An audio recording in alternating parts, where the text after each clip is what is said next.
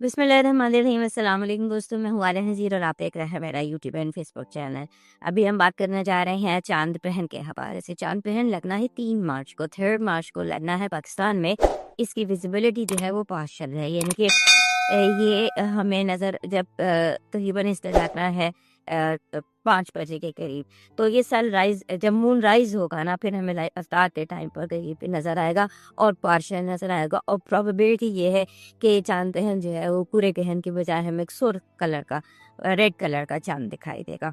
चांद जो है ये इस वक्त है जो ग्रहण लगेगा उस वक्त चांद होगा, पूरा चांद होगा वर्गो में।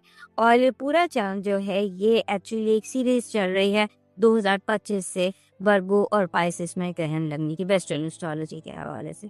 सो इसको हम डेस्टिनी पॉइंट्स भी कहते हैं। और डेस्टिनी पॉइंट्स पे जब ग्रहण लगता है तो वो चीज़ों को ज़रा स्ट्रॉन्ग कर देता है, चीज़ों का आप समझ लीजिए कि ज़्यादा रफ्तार को तेज़ कर देता है। अब रीसेट जो सेक्टर हमारी ज़िंदगी में चल रहा है उसकी रफ्तार को ये तेज़ कर देगा। डिपेंड करता है कि ये जो वर्गो है ये आपका कौन सा घर बनता है, इस पर हम इंडिविजुअली बात करने जा रहे हैं। सो यहाँ पर जो बेसिकली वर्गो जो होता है, यहाँ पर आपने जब ये ग्रहण लगता है तो उस वक्त आपने अपने जैसे हर बंदा ही ओवरऑल हर बंदा जो है वो अपने रूटीन्स को, अपनी हैबिट्स को चेक करेगा कि कहाँ उसको इम्प्रूव करने की ज़रूरत है और कहाँ ज़िंदगी में स्ट्रक्चर लैक करता है, कहाँ हमें ज़िंदगी को बेहतर बनाने की ज़रूरत है और हम किस तरह से इसको बेहतर बना सकते हैं। खैर, ये तो एक छोटी सी बैकग्राउंड है, इसमें हम बहुत एक्लिप्स पर बात कर चुके हैं कि राहु केतु जो है सब वर्गों में केतु है और राहु बैठा हुआ है पाइसेस में।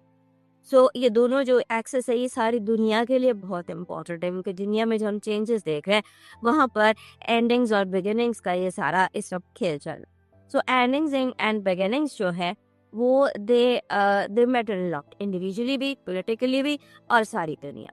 सो इसलिए ये इस टाइम पर ये वीडियो बनाना इसलिए ज़रूरी है कि आप हालात की भाग दौड़ को अपने हाथ में रखें, ये ना हो कि हालात आपके हाथ से निकल जाए। इसके बाद हम कुछ बात कर लेते हैं एक जेंडर। पहली बात तो ये है कि जो इस्लामिक रिचुअल्स के हवाले से बात कर लेते हैं कि एक तो जब मतलब मैं कोई तबलीग नहीं कर रही, मैं आपको सिर्फ नॉलेज पास कर रही कि इसको हमारे जो इस्लाम है उसमें से कोई ख़तरनाक चीज़ नहीं कहा गया, ना तो ये हदीस पर मुबारका है इसके ऊपर ही कि ये किसी डेथ को या डिज़ास्टर को ज़ाहिर नहीं करता। ये एक अल्लाह के कामों में से एक है, ये अल्लाह की निशानियों में से एक है। इसमें वहम करने की, किसी भी किस्म का कोई भी वहम अपने अंदर लाने की ज़रूरत नहीं है।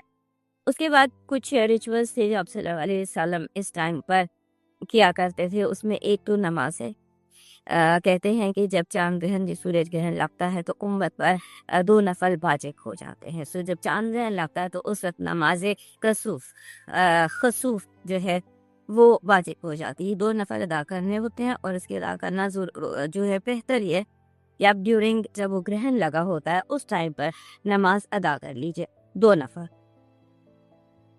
उसके बाद खाने पीने में थोड़ी सी एहतियात करनी चाहिए, ज़्यादा खाना पीना नहीं चाहिए, बाहर कम जाना चाहिए, ज़्यादा इस्तिग़फ़ार अदा करना चाहिए और कोई सदका या कोई सदका खैरात जो ये है, this is what is required इस ग्रहण के दौरान। और इस्तिग़फ़ार ज़्यादा पढ़ते हैं और रेस्ट ज़्यादा करते हैं।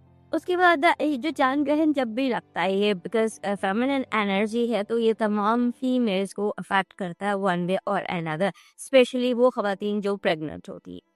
अब अभी इसको हम वहम नहीं कह सकते, इसको हम इसका कोई इसको हम कोई गलत रंग से हम आपको ये नहीं बता रहे, हम सिर्फ आपको ये बता रहे हैं कि हमारे इस यहाँ पर कुछ ट्रेडिशंस हैं इसके हवाले से, और वो मैं आपको पास ऑन कर देती हूँ। हमारा रिलीजन जो है वो इसको किसी किस्म का इसके बारे में कोई ऐसा नहीं है, सिर्फ ये है कि जब चांद ग्रहण लगे तो आप नमाज कसूक अदा कीजिए, दुआ कीजिए, ज़िक्र कीजिए। सो जो हमारे जनरल जो रिचुअल्स हैं हमारे रिलीजन के हवाले से सबके लिए, वो तो एक ये है कि आप इस दौरान में जब ग्रहण लगा हो, इसके टाइमिंग्स आप नेट पे देख लीजिएगा, सम टाइम अराउंड इफ्तार इस ग्रहण ने लगना है पाकिस्तान। उस टाइम पर एक आपने जिसे कहते हैं नमाज खसूफ वो पढ़नी है, उसके बाद आपने दुआ करनी है, ज़िक्र करना है, सदका देना है और आम दिनों से ज़्यादा रेस्ट करना है, नॉर्मल करना है, अपनी एक्टिविटी को कंट्रोल करना है। और यही चीज़ें जो है ये प्रेग्नेंट औरतों के लिए भी हैं। और उसके साथ-साथ जो एक हमारे जो इलाके के रिचुअल्स हैं उनमें ये होता है कि आपने सब्ज़ी नहीं काटनी, आपने कैंचियों का इस्तेमाल नहीं करना, आपने छुरी का इस्तेमाल नहीं करना, आपने घर से बाहर नहीं जाना और उसके बाद जो आपने लेटना है ज़्यादा, आराम करना है ज़्यादा और इस्तिग़फ़ार करनी है। ये एक चीज़ें हैं जो कर लेने में हर्ज कोई नहीं है, इनमें कोई तवाहन नहीं है, इनमें कुछ नहीं है। लेकिन हम इनको इस्लामिक नहीं कहेंगे, हम इनको रिलीजन का कहेंगे क्योंकि इस्लाम में यही है, नफ़ल, सदका, दुआ और अपनी एक्टिविटी को थोड़ा-सा कम कर देना, खाने-पीने की कमी करनी, चीज़ों को ढाँप देना, पानी को ढाँप दें। ये है और जो अगर आप ये नहीं भी करते, ये जो प्रेग्नेंट औरतों की मैं बात कर रही हूँ, तो it's okay, you are sick, कोई मसला ऐसा नहीं है। ये देखने की बात है और उसके बाद जैसे हेल्थ जो है ना इस ग्रहण के हवाले से हेल्थ रूटीन वो बहुत ज़्यादा मैटर करते हैं। ग्रहण से 3 तारीख को ग्रहण लगना 2 से हफ्ता पहले अगर आप नोट कर लें, जब से ये ग्रहण सीज़न शुरू हुआ है 17 फरवरी के बाद से आप महसूस करेंगे कि यहाँ पर बीमारी या कुछ ज़्यादा फैल रही है। ज़्यादा कुछ ऐसे अमराज हैं जिनका ताल्लुक गले से है, सांस से है, इस तरह के बहुत सारे अमराज इस दौर में ये भी बढ़ सकते हैं ग्रहण तक और ग्रहण के 1 हफ्ता बाद तक। ये जो हेल्थ इश्यूज़ हैं रिगार्डिंग जो भी आपको कोई हेल्थ इश्यू है वो और उसके साथ थोड़ा-सा वेले का और इसका थोड़ा-सा इश्यू हो सकता है। अब चलते हैं इंडिविजुअल साइंस की तरफ क्योंकि हर साइन के लिए ग्रहण जो है ये जो 3 मार्च का चांद ग्रहण है वो हमारे लिब्रा दोस्तों के लिए इसलिए इम्पोर्टेंट है कि वहाँ पे बहुत क्लोज लग रहा है। आपके 12वें घर में वर्गो में लग रहा है। पिछले जो 22 और 23 में जितने ग्रहण लगे थे 22, 23, 24 में वो आपके घर में लग रहे थे। आपने बहुत फेस किया बिकॉज अब जो वर्गो और पाइसेस एक्सिस में आ गया है ग्रहण का सिलसिला और लिब्रा और एरी से निकल गया है। अब जो ग्रहण है उन्होंने आप लगना है आपके 12वें और आपके 6ठे का। चांद ग्रहण जो है ये आपके 12वें घर में लग रहा है। चार ग्रहण जो होता है इसको हम डेस्टिनी पॉइंट कहते हैं। डेस्टिनी जहाँ भी डेस्टिनी पॉइंट पर जब ग्रहण लगता है तो वहाँ तेजी आ जाती है। तो आपकी जो तेजी आई है आपकी जिंदगी में वो आई है आपके 12वें और 6ठे का। 12वां घर होता है खुफिया दुश्मनों का, हिडन दुश्मनों का, अच्छा जो खुफिया होता है, अननोन होता है, जो हम जिसके लिए प्रिपेयर्ड नहीं होते उसका होता है। और उसके बाद 6ठा घर जो होता है वहाँ पे जहाँ पे 5वें 6ठे की बॉर्डर लाइन पे भी ग्रहण लगा था। वो एक्टिवेटेड है आपका। तो आपने फोकस करना है अपनी हेल्थ पर, अपनी हीलिंग पर, अपने आप को ठीक कीजिए। खास तौर पे इस ग्रहण में हो सकता है कि इस दौरान में मार्च के महीने में कि वो जो 12वां घर है वो ट्रिगर हो जाएगा, बहुत फास्ट होगा, बहुत तब्दीली होगी 12वें घर में।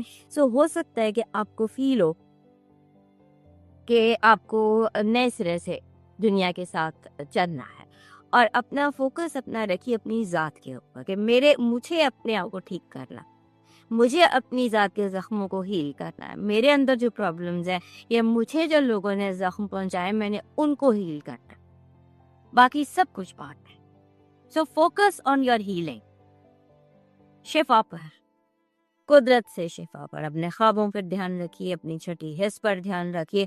और इस बात को ये जो ग्रहण का टाइम है चांद ग्रहण, क्योंकि ये चांद ग्रहण आपको बहुत स्ट्रांगली इफेक्ट करने जा रहा है। और इस चांद ग्रहण की एक और इम्पोर्टेंट बात आपके लिए ये है कि आप के अंदर होता है ना, हर इंसान के अंदर अपने को खौफ होते हैं, अपने को फोबियाज होते हैं, फियर्स होते हैं। हो सकता है कि इस चांद ग्रहण के दौरान आप उनका सामना करें। जैसे इसका आपके अंदर फोबिया था, आप जानबूझ के उसे फेस करें, उसे सामना करें और उसे वन एंड फॉर ऑल अपनी ज़िंदगी से निकाल कर